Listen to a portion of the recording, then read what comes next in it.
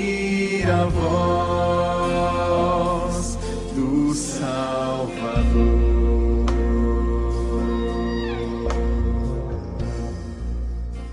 Nos abençoe na tua palavra. É interessante como esses jovens foram levados para uma outra nação e o porquê que esses jovens foram levados para uma outra nação. Acontece que um tempo atrás Deus chamou a Abraão. Abraão vivia no meio de um povo idólatra. Abraão estava cercado por idolatria e Deus olhou para Abraão e falou bem assim: Abraão, eu estou te escolhendo e quero fazer de ti uma grande nação. E houve uma promessa para a vida de Abraão, que Deus faria um povo seu, escolhido através da vida de Abraão. Deus deu continuidade nesse processo através da vida de Moisés. E Moisés, então, depois que o povo estava já reunido em um grande número, exilado no Egito, Deus usa Moisés para que esse povo fosse tirado do Egito, por uma mão forte de Deus. O povo sai e, cercado por outros povos que tinham reis, o povo pede um rei. E Deus diz para ele: não, vocês não vão ter rei, porque eu sou o rei de vocês. Basta vocês obedecerem as minhas palavras, basta vocês obedecerem os meus estatutos, aquilo que eu já dei para Moisés, basta vocês seguirem isso. Vocês não precisam de um rei, porque eu sou o rei de vocês. E Deus estabeleceu juízes, mas o povo insistiu e quis um rei, e Deus falou bem assim: tá bom, vocês querem um rei? Então eu vou dar um rei para vocês. E Deus deu Saul. E Saul foi um excelente rei no sentido de guerra, porque ele conquistou muitos territórios ao redor, mas não era o que Deus tinha planejado. Então Deus tira o reino de Saul e coloca Davi. E Davi é conhecido como o homem segundo o coração de Deus, e é um rei amado pelo povo de Deus, pelo povo de Israel. Mas ele era falho, e ele teve muitas falhas, muitos pecados, e o povo, mesmo com todas essas falhas de Davi, mesmo com todos esses pecados, o povo cresceu em número e cresceu em poder. O filho de Davi, Salomão, assume o trono. Logo em seguida, depois de Davi, o filho dele, Salomão, assume o trono. E Salomão fez aliança com vários outros povos. Salomão não foi um guerreiro. Salomão fez aliança, então casava com a filha de um outro rei lá. Por isso que ele tinha muitas esposas, também por isso, né?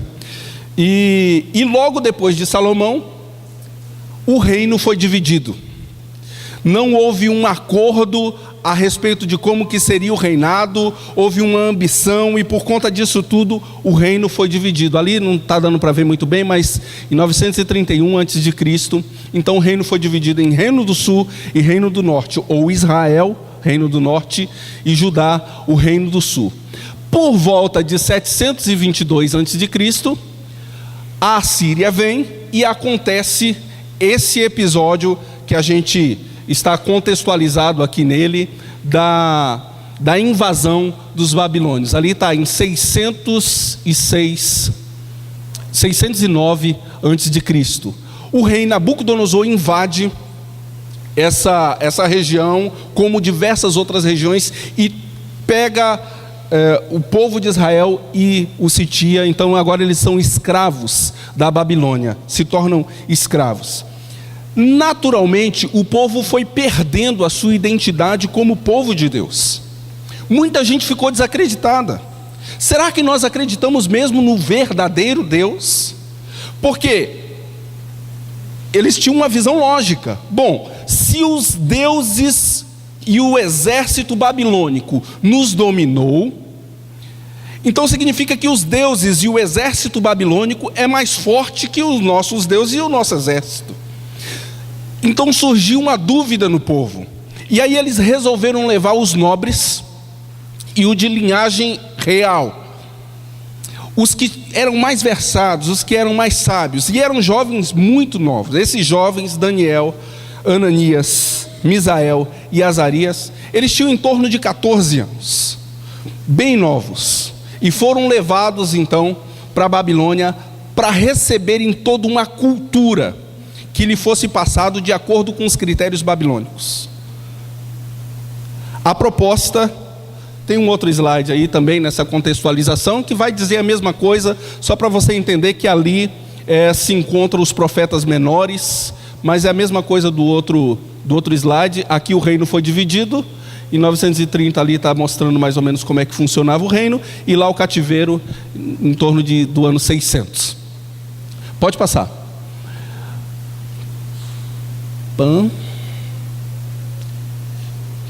E aí eu tenho uma pergunta para você. Será que é possível?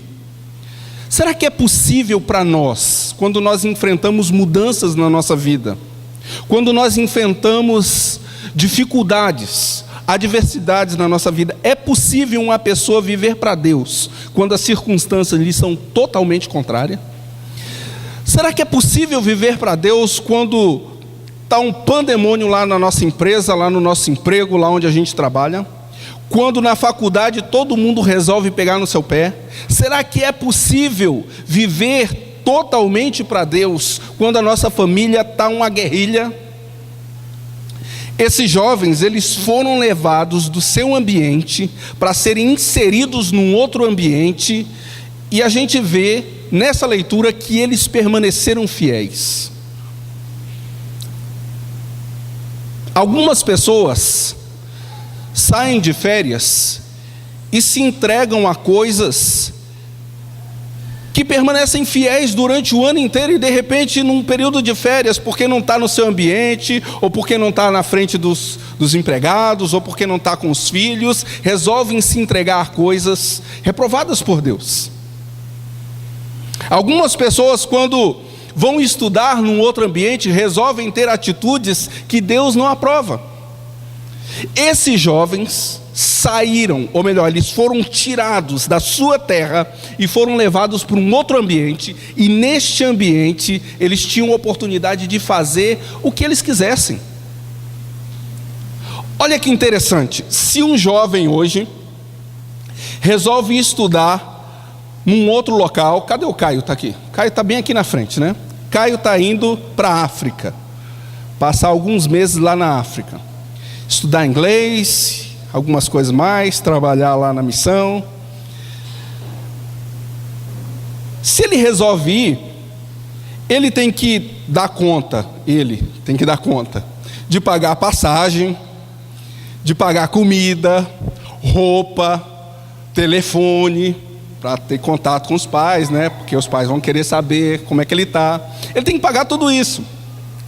Esses jovens, apesar de ser de linhagem real, eles foram tirados da sua terra, e eles receberiam tudo na Babilônia. Todos os livros que eles precisavam ler, eles receberiam. Tinha a biblioteca lá à disposição deles. Toda comida, que era a mesma comida oferecida por rei, eles tinham acesso. As bebidas, os vinhos, estava tudo ali. Era como num hotel. Ele tinha cozinheiro já direcionado para ele, gente para cuidar da vida dele, nutricionista.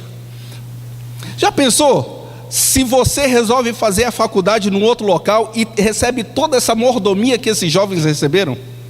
Ou você que veio fazer faculdade de outro local, veio para cá, para Porto Velho, para fazer faculdade, recebesse toda essa mordomia? Não existe isso. E esses jovens receberam tudo isso. Bastava que eles se adequassem àquilo que o rei e que a nação da Babilônia quisesse que eles virassem. Eles precisariam se adequar a essa forma que a Babilônia queria que eles se adequassem. Mas eles resolveram que não. Eles resolveram que seria diferente. E você? Se Deus chamasse você para ser parte desse pequeno grupo de fiéis, você se portaria como esses jovens? Ou seria diferente para você? Ou você sucumbiria? Ou você participaria das mesmas coisas que aqueles jovens que agora têm todos esses privilégios, mas não têm o temor de Deus, participam? Se te chamam para fazer alguma coisa lá na sua empresa que Deus não se agrada, será que você participa disso? Ou você abre mão porque você quer agradar a Deus em primeiro lugar? Pode passar. Vamos dar uma olhadinha melhor aqui nesse texto. Do versículo 1 ao versículo 4, está apresentado Nabucodonosor.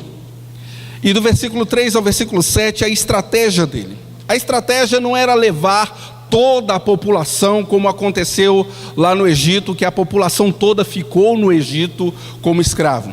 A estratégia era pegar só os de linhagem real, só os nobres, e mudar a cabeça deles para que eles depois fossem colocados como gerente lá em Israel, lá em Judá, para que pudessem gerenciar de acordo com os princípios da Babilônia, de acordo com a literatura, de acordo com o conhecimento da Babilônia. Então esses jovens estavam sendo manipulados, ou esta era a intenção do rei. Ele começa mudando o nome dos jovens, dê uma olhadinha aí. Muda o nome de Daniel, que significa Deus é meu juiz, e coloca Beltsazar, que significa servo de Bel, que era uma divindade lá da Babilônia. A Ananias ele muda, o significado de Ananias é Jeová é gracioso, e ele muda para Sadraque, que também era uma divindade lá da Babilônia, reverenciava o Marduk. Misael, que é semelhante a Deus, muda para Mesaque, também uma divindade da Babilônia, que fazia referência a Vênus. Azarias, Jeová auxilia, ele muda para Abdinego, que é uma referência ao deus Nego. Muda o nome, muda a comida, muda a cultura, muda a roupa, muda tudo na vida desses jovens, mas não conseguem mudar o que eles têm por dentro, porque eles resolveram se posicionar de maneira diferente. Agora preste atenção, dê uma olhadinha. Eles estavam inseridos numa idolatria. Lembram de Abraão, quando Deus chamou? Abraão também estava inserido em idolatria. E Deus o chama do meio dessa idolatria para formar dele um povo puro e santo. Agora, esses jovens estavam no meio do povo de Deus, mas o povo de Deus estava sendo castigado por causa da sua idolatria, por causa da sua corrupção, por causa do seu coração inclinado a outros deuses e não ao Deus verdadeiro. Talvez esses jovens poderiam falar assim: não, já que a minha nação toda está corrompida, já que os meus familiares, já que está tudo desse jeito, eu vou me entregar mesmo aqui na Babilônia e vou aproveitar. Já que está sendo oferecido alguma vantagem para mim, eu vou aproveitar.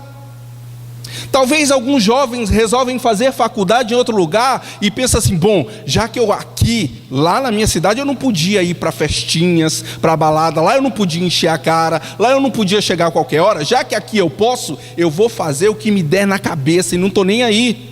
Talvez esses jovens poderiam ter essa postura.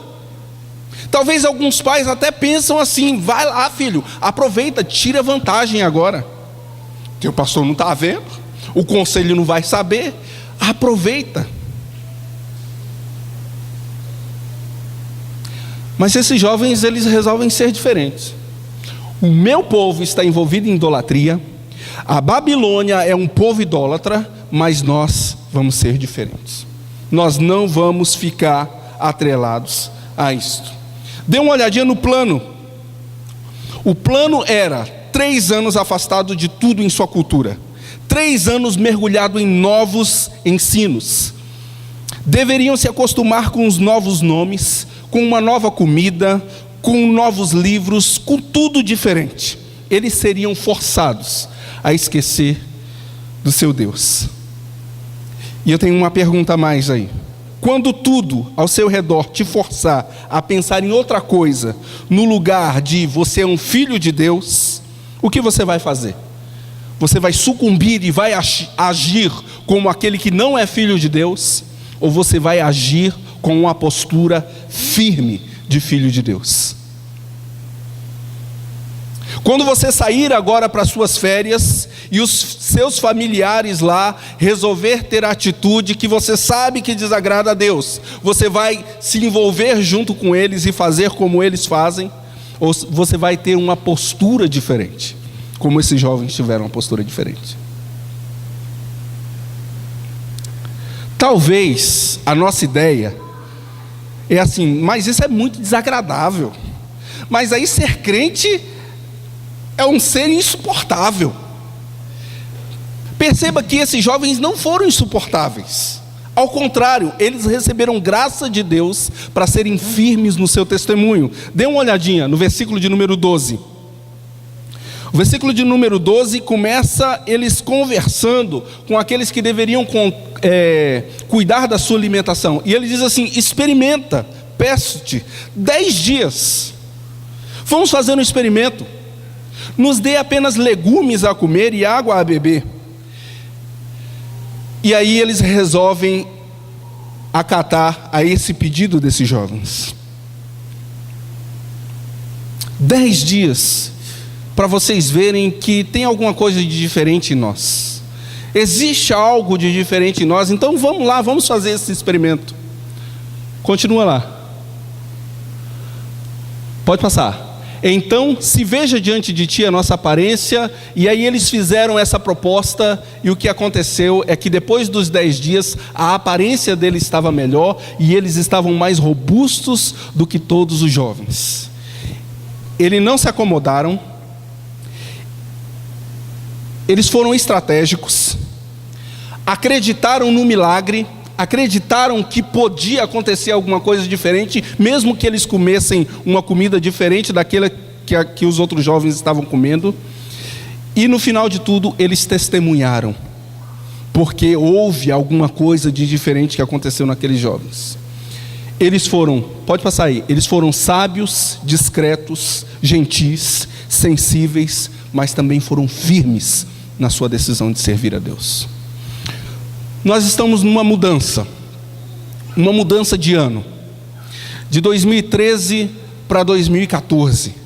É tempo de fazer metas, de estabelecer quantos quilos vai emagrecer, qual concurso que você quer passar, para que cidade você quer morar, se vai ter filhos ou se não vai ter filhos, se vai ter mais filhos ou não, se vai fazer alguma reforma na casa ou não, se vai se envolver em alguma coisa nova na igreja ou não. Esses jovens tiveram uma coragem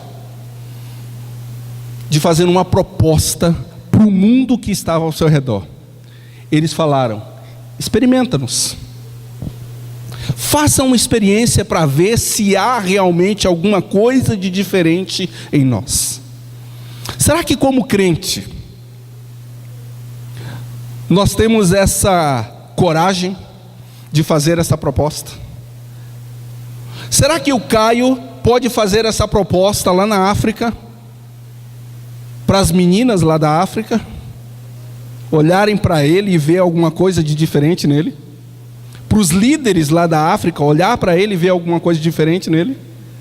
Será que a pessoa que trabalha na limpeza lá na sua casa vê alguma coisa de diferente em você, das outras casas, dos outros patrões que eles tiveram?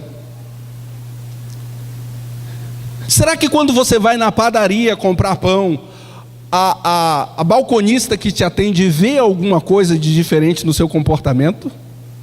E se vê, essa experiência para ela é uma experiência positiva ou é uma experiência negativa? Será que agora em 2014 você pode olhar para os anjos, para o céu, para o mundo e falar: pode experimentar para ver se eu não sou uma pessoa convertida pelo Espírito Santo de Deus? Pode experimentar para ver. Vocês vão perceber que há uma diferença. Tem gente nossa aqui que estuda fora, né? Daqui dá para ver bem grande o Ítalo lá atrás, né? Bem enorme. O Ítalo estuda na Bolívia. Será que é possível, Ítalo, olhar para você e ver em você um servo de Deus lá na Bolívia? Uma luz diferente. Deus olha para alguns dos seus servos e fala de maneira positiva para eles. Para Noé, Deus dá um testemunho diante de toda a espiritualidade, inclusive diante de Satanás, e disse: viste, ou melhor, para Jó, viste o meu servo Jó? reto, íntegro, fiel, temente a Deus e que se desvia do mal. Vai falar coisa semelhante também a Noé. Olha que interessante que Deus mesmo, pode olhar para nós e ver em nós alguma coisa de diferente. As pessoas que estão ao nosso redor podem olhar para nós e ver alguma coisa diferente. Vamos continuar? A partir do versículo 17, mostra-nos que esses jovens foram fiéis e que a comida ali que estava sendo oferecida para eles não era necessariamente um ritual que eles não estavam acostumados, e por causa do ritual judaico agora eles não queriam comer aquela comida. Não, eram comidas oferecidas a deuses estranhos. Toda comida que era oferecida ao rei era primeiro consagrada a deuses, e por isso aqueles jovens não queriam participar daquela mesa, por isso aqueles jovens não queriam comer aquela comida. Um exemplo, o judeu tomava vinho, mas esses jovens não quiseram tomar aquele vinho que era oferecido para o rei, porque era um vinho consagrado a outros deuses. Então eles abriram mão de qualquer coisa que pudesse assemelhá-los ou ligá-los à idolatria. O versículo 17 diz assim: ora, a esses 4 jovens Deus deu o conhecimento e a inteligência em toda cultura e sabedoria, mas a Daniel deu inteligência de todas as visões. Vencido o tempo determinado pelo rei para que os trouxesse o chefe dos eunucos à presença de Nabucodonosor, então o rei falou com eles, e entre todos não foram achados nenhum como eles. E para terminar, no versículo 20 e no 21 diz que eles foram achados 10 vezes mais doutos, mais sábios que qualquer um outro na Babilônia, inclusive que os professores deles. E termina dizendo que Daniel permaneceu. Daniel continuou. Nós vamos ver mais para frente, nos outros capítulos, que esses jovens, eles passaram praticamente toda a vida lá na Babilônia e passaram por outras provas, e eles permaneceram fiéis. Mas eles resolveram logo de início impor que eram diferentes, impor que tinha alguma coisa diferente na vida deles. O crente precisa deixar isso claro para as pessoas que estão ao seu redor: existe algo de diferente em mim. Eu fiz faculdade de educação física, terminei em 2010, e lembro do primeiro dia de aula. Eu não fui na primeira semana porque eu sabia que ia ser semana de trote, não fui de propósito. Quando cheguei na segunda-feira, ou na segunda semana, no primeiro dia de aula, a professora que estava dando aula, ela estava fazendo uma dinâmica com a turma. Eu cheguei e ela já tinha começado. E ela falou assim: eu quero que cada um fale por que entrou para esse curso, qual é a finalidade. E cada um foi falando, e quando chegou a minha vez eu falei: bom, eu percebo que durante muito tempo, aliás, eu sou pastor, foi a primeira coisa que eu falei. Eu sou pastor, e como crente, eu percebo que a igreja durante muito tempo pregou que o espírito é bom e a carne é má, que a gente tem que fortalecer o espírito, e não dava muita importância para essa questão do físico. E hoje a igreja tem se importado muito com isso, e eu quero fazer parte disso, eu quero estar dentro desse processo, e se precisar de alguma direção, de alguma orientação profissional, eu vou ter essa formação profissional para poder ajudar na igreja. Do primeiro ao último dia de aula, essa foi a definição que ficou para os meus colegas e para os professores. Eu tive que reafirmar isso quando convidaram para a festa que ia ter bebida à vontade. Quando começaram a aparecer na turma gente que estava afim de participar de orgias ou de determinadas coisas que eu sabia que não aprovava a Deus. Ou algumas coisas que a turma fazia que até olhava assim: puxa, mas isso é vantagem para um jovem fazer. Mas eu pensava assim: não, mas Deus não aprova isso. Então resolvi me posicionar de maneira diferente. A gente conhece gente, e a maioria aqui em Porto Velho, uma grande parte daqui da nossa igreja, veio de fora.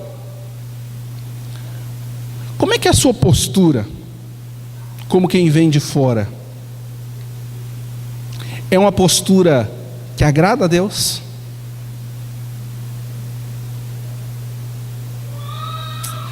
Como é que vai ser o seu ano de 2014? Eu tenho algumas reflexões aí para aplicação. Como é que você se porta nos seus estudos, no seu emprego? Como é que você se porta com o seu dinheiro? Esses jovens poderiam só tirar vantagem. Bom, já que nós fomos escolhidos para estar aqui na Babilônia, já que nós estamos numa posição de destaque, já que nós estamos diferenciados, vamos tirar proveito disso. Mas o único proveito que eles tomam é para testemunhar de que eles tinham algo de diferente. Pode passar. Tem jovem que começa a namorar e estraga tudo, que não consegue levar um noivado em santidade na presença de Deus, ou gente que vai bem até o casamento e quando casa parece que não consegue viver na presença do Senhor, porque resolve trazer para o casamento coisas que o Senhor não aprova. Tem muita gente precisando consertar algumas coisas com o Senhor, e isso passa pela vida espiritual. Pode passar. Como é que é a sua vida espiritual? A sua vida espiritual individual, você e Deus, você leva isso a sério? Como é que é a sua vida espiritual no coletivo? Ou você chega, está aí, fica aí na igreja e tal, e faz os seus planos para 2014 e pensa assim: eu vou colocar um aparelho dentário, eu vou pintar o cabelo, eu vou comprar um carro novo, vou fazer um monte de coisa, mas nunca pensa em ser um co-líder de célula, nunca pensa em assumir uma nova responsabilidade nas coisas do Senhor, nunca pensa em passar a ser um dizimista, nunca pensa em assumir novos compromissos para que a sua espiritualidade possa crescer. Nunca pense em ajudar o próximo. Esses jovens se portaram de uma maneira tão diferenciada que eles se tornaram destaques. E dentro de todos os outros jovens, ninguém foi achado como eles. Tomara que você seja esse destaque. Tomara que Deus possa usar a sua vida como um destaque agora, diante da sua família, quando você for viajar de férias. Tomara que Deus tenha misericórdia de nós e use as nossas vidas nas nossas funções aí na cidade, no trânsito. Que Deus use a vida de você que é pai, de você que é mãe, com os filhos.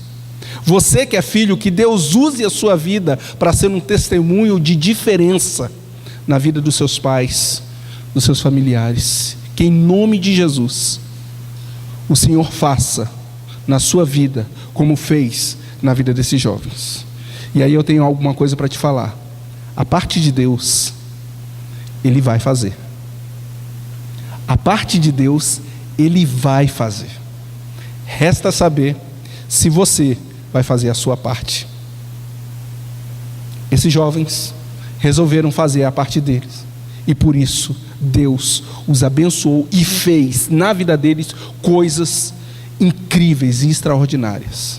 Que Deus faça também na sua vida, em nome de Jesus. Para terminar, um versículo em 1 Samuel capítulo 2, versículo 30, diz assim: disse o Senhor: aos que me honram, honrarei, porém, aos que me desprezam, serão desmerecidos. Que você receba a honra do Senhor durante o ano de 2014. Que Deus olhe para você e tenha prazer em te honrar, em todas as áreas da sua vida, nos seus relacionamentos, nas suas finanças, no seu emprego, nos seus estudos, em tudo na sua vida. Que Deus tenha prazer em te honrar para a glória do Senhor, em nome de Jesus. Amém?